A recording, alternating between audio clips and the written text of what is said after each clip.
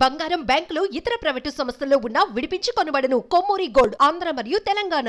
నమస్తే, welcome to మనం TV. నేను మీ ప్రియాంకర. ఈ రోజు మనతో పాటు సుప్రీంకోర్టు న్యాయవాది ఆజాద్ గారు ఉన్నారు. వారితో మాట్లాడి కొత్త చట్టాల్లో ఏవైతే మార్పులు చేర్పులు జరిగాయో, కొత్త చట్టాలు వచ్చాయో వాటికి సంబంధించి కొన్ని విషయాల్ని తెలుసుకుందాం. నమస్కారం సార్. నమస్తే అండి. సార్, కొత్తగా కొన్ని చట్టాలు వచ్చాయి కదా, ఒకసారి వాటి గురించి చెప్తారా? తప్పకుండా మేడం. ఇప్పుడు కొత్త చట్టాలు అనేవి మనకు వచ్చినాయి డిసెంబర్ 25, 2023. ముఖ్యంగా క్రిమినల్కి సంబంధించిన 3 చట్టాలు మారినాయండి. ఒకటి ఏంటంటే, అంతకుముందు IPC, CrPC, Indian evidence act అనేది ఉండేది. ఓకేనండి. వాటి ప్లేసులో అంటే దాన్ని కుదించి కొత్తగా ఇప్పుడున్న సమాజానికి అనుకూలంగా కొత్త చట్టాలు తీసుకురావడం జరిగింది. సో గతంలో ఏదైతే పాత చట్టాలు ఏవైతే ఉన్నాయో అవన్నీ బ్రిటిష్ వాళ్ళు తయారు చేసింది.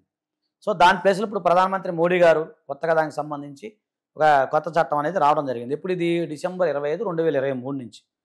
సో అది అప్పటి నుంచి తర్వాత జూలై 1 నుంచి ఇది ఇంప్లిమెంటేషన్ అయిందండి. ఓకేనండి.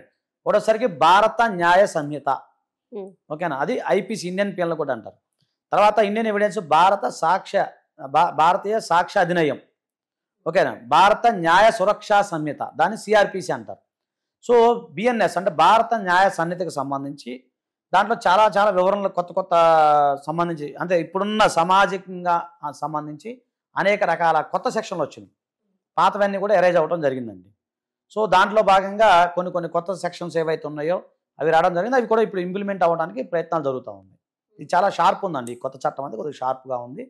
సో దానికి సంబంధించి అంతకుముందు కూడా మనం టీవీలో కూడా చేసాము. నెక్స్ట్ ఎపిసోడ్లో కూడా మనం చేస్తున్నాం దీనికి సంబంధించి బిఎన్ఎస్ గురించి. ఓకే. అయితే ఇప్పుడు కొత్త చట్టం ఏదైతే బిఎన్ఎస్ గురించి చెప్పారో, ఈ చట్టం ప్రకారం చూస్తే కనుక ఇప్పుడు పక్కింటి కుక్క వచ్చి ఒకరిని కరిసింది అంటే ఆ కుక్క యజమానులు ఎవరైతే ఉన్నారో వారిపై ఎలాంటి కేసు పెట్టచ్చు, వారికి ఎలాంటి శిక్ష పడుతుంది అంటారు? చాలా మంచి ప్రశ్న అడిగారు మేడం. దీనికి సంబంధించి ఏంటంటే బిఎన్ఎస్ అంటే భారత న్యాయ సంహితలో సెక్షన్ 291 అంటే 291 అనే ఒక సెక్షన్ ఉందండి. అంతమంది ఐపీసీలో లేదు. ఇది కొత్తగా తీసుకొచ్చారు. దీని ప్రకారంగా ఎవరైనా సరే, ఇప్పుడు ఉదాహరణకు ఒక జంతువు అని మనం ఆలోచిద్దాం. యానిమల్ అన్నారు దీంట్లో. యానిమల్ అంటే కుక్క ఉండొచ్చు, లేదా పెంపుడు డొమెస్టిక్ యానిమల్ ఏవైనా ఉండొచ్చు. అంటే మనం పెంచుకునేవి కొంతమంది మామూలుగా బరిగొడ్లు పెంచుకుంటారు, వేరే ఆవులు పెంచుకుంటారు, పిల్లులు పెంచుకుంటారు, కుక్కలు పెంచుకుంటారు. అంటే డొమెస్టిక్ యానిమల్స్ ఏవైతే ఉన్నాయో దాని ద్వారా ఎవరైనా ఒక వ్యక్తి గాయపడినా, సో ఆ దాడి వల్ల ఇతను గనక ఇబ్బంది పడినా కూడా, సో దీని ప్రకారం ఆ యజమాని ఎవరైతే ఉన్నారో అతని పైన కంప్లైంట్ ఇస్తే 6 నెలల వరకు జైలు శిక్ష పడే అవకాశం ఉంటుంది. అంటే ముఖ్యంగా మనం దీని గురించి మాట్లాడుకోవాలంటే, ఎక్కువ మంది కుక్కలు పెంచుకుంటారు కదా. ఇప్పుడు కుక్కల వల్ల అంతా చాలా డిస్టర్బెన్స్ అవుతూ ఉంటుంది. ఇప్పుడు మనం చూసాము, ప్రతి అపార్ట్మెంట్ ఒక బాధ ఉంటుంది. ప్రతి అపార్ట్మెంట్లో కుక్కలు వదిలేస్తుంటారు బయట. సడన్గా వ్యక్తుల్ని వేరే వాళ్ళని కరవటం చేస్తూ ఉంటాయి. సో ఆ టైంలో ఆ గతంలో ఐపీసీ లేదనమాట.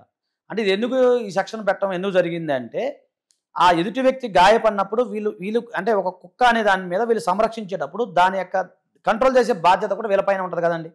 అది కుక్క కావచ్చు, జంతువులు కావచ్చు, ఏమైనా కావచ్చు. మనం అనేక వీడియోలు చూసాం. జంతువులు కూడా దాడి చేసింది. ఇప్పుడు ఆవులు ఉన్నాయి, బరిగొడ్లు ఉన్నాయి, రోడ్ల మీద వదిలేస్తే అవి కూడా దాడి చేయడం జరిగింది. సో దీనికి సంబంధించి ఈ చట్టంలో క్లియర్గా చెప్పబడింది. ఇప్పుడు ఓకే, పెంపుడు జంతువుల గురించి మీరు చెప్పారు. అవునండి. కానీ వీధి కుక్కలు ఉంటాయి. అలానే కొన్ని మీరు చూస్తే ఆంబోతులు కావచ్చు, ఎడ్లు కావచ్చు, కొన్ని విలేజెస్ లో చూస్తే ఊర్ల మీద వదిలేసి ఉంటారు. అవి రోడ్డు మీద పక్కన తినేసి బతుకుతుంటాయి. మరి వీటి వల్ల గాయపడితే? చాలా మంచి ప్రశ్న అడిగాను. అంటే దీని గురించి గతంలో ఒక జడ్జిమెంట్ కూడా ఉందండి. అదేంటంటే, ఎవరైతే పెంపుడు అంటే ఇప్పుడు ఈ కుక్కలు ఏవైతే ఉన్నాయో, ఊర కుక్కలు కానీ, ఈ స్ట్రీట్ డాగ్స్ అంటాం మనం, ఇవి కానీ జంతువులు కానీ ఎవరైతే ఉన్నారో వాళ్ళ యొక్క సంరక్షణ బాధ్యతలు ఎవరైతే ఉంటారో, అంటే ఉదాహరణ కొంతమందికి ఈ స్ట్రీట్ డాగ్స్కి, వీధి కుక్కలకి కొంతమంది అన్నం పెడతా ఉంటారు. చాలామంది ఈ జంతు ప్రేమికులు ఉంటారండి. జంతు ప్రేమికుల మామూలుగా మేము చూస్తుంటాం చాలామంది. సో ఆ జంతు ప్రేమికులు వాళ్ళకి అన్నం పెడతా ఉంటారు. సో అంటే దానికి సంబంధించి ఒక జడ్జిమెంట్లో ఏమైందంటే, ఎవరైతే ఈ దాని సంరక్షణ బాధ్యతలు ఎవరైతే చూస్తారో వారు దీనికి రెస్పాన్సిబిలిటీ అని చెప్పడం జరిగిందండి. అలా కాదు, ఎవరు లేరు, మామూలుగా మన విలేజ్ ప్రాంతంలో కానీ, ఇక్కడ మన మున్సిపల్ దాంట్లో కానీ, కార్పొరేషన్లో కానీ వదిలేశారనుకోండి. మనం చూడండి, ఒక చిన్న బాబుని చంపేసినాయి అండి. అంతకుముందు వేరే చిన్న బాబుని చంపేసినాయి. ఒక్క రోజులో 16 మందిని కరిసినాయి. అంటే నేను జంతువుల గురించి వ్యతిరేకం కాదు, చట్టంలో ఏది ఉందో అదే చెప్తున్నాను. నేను వేటికి వ్యతిరేకం కాదు. సో అలా జరిగినప్పుడు ఆనరబుల్ హైకోర్టు వారు కూడా దానిపైన మొన్న సుమోటోగా కేసు తీసుకున్నారు. దాని గురించి కూడా మన గవర్నమెంట్ వాళ్ళకి చెప్పడం జరిగింది. సో ఇమీడియట్గా గవర్నమెంట్ వాళ్ళు ఇప్పుడు జంతు సంరక్షణ కేంద్రాలు అంటే కుక్కల సంరక్షణ కేంద్రాలు ఏర్పాటు చేయాలని చెప్పేసి ఇప్పుడు స్టార్ట్ చేస్తూ ఉన్నారు. సో అయితే ఏంటంటే ఇక్కడ గమనించాల్సింది ఏంటంటే ఎవరైతే ఈ ఉదాహరణ విలేజ్ ప్రాంతంలో అనుకోండి, విలేజ్కి సంబంధించి ఊర కుక్కలు కరిచినాయి అనుకోండి, సో దానికి సంబంధించి ప్రభుత్వం వారే బాధ్యత వహించాలి.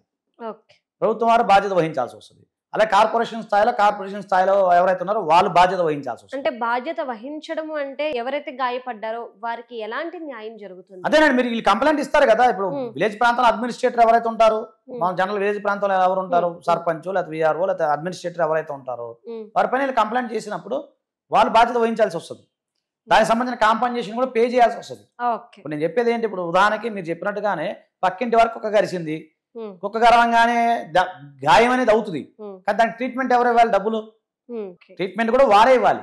ఓకే, మరి అయితే ఇప్పుడు మనం చూసుకుంటే కుక్కలు కాబట్టి కరుస్తాయి, ఓకే, కానీ ఎడ్లు లాంటివి ఉండడం. అదేనండి నేను చెప్పేది, ఏవైనా ఏ జంతువులు గాయపడినా కూడా యజమాని బాధ్యత వహించాలి. అదే అడుగుతున్నాను. సో ఏ జంతువు వల్ల అయితే గాయపడితే ట్రీట్మెంట్ ఖర్చులు అట్లానే జైలు శిక్ష ఈ రెండు బాగానే ఉన్నాయి, కానీ ఒక జంతువు వల్ల మరణిస్తే ఒక వ్యక్తి ఇన్ కేస్ సిచ్యువేషన్స్ లో మరణిస్తే గనుక దేనికి ఎలాంటి చట్టం? అదేనండి, బాధ్యతలు ఎవరైతే ఉన్నారో ఆ బాధ్యులనే రెస్పాన్సిబుల్ చేస్తారు.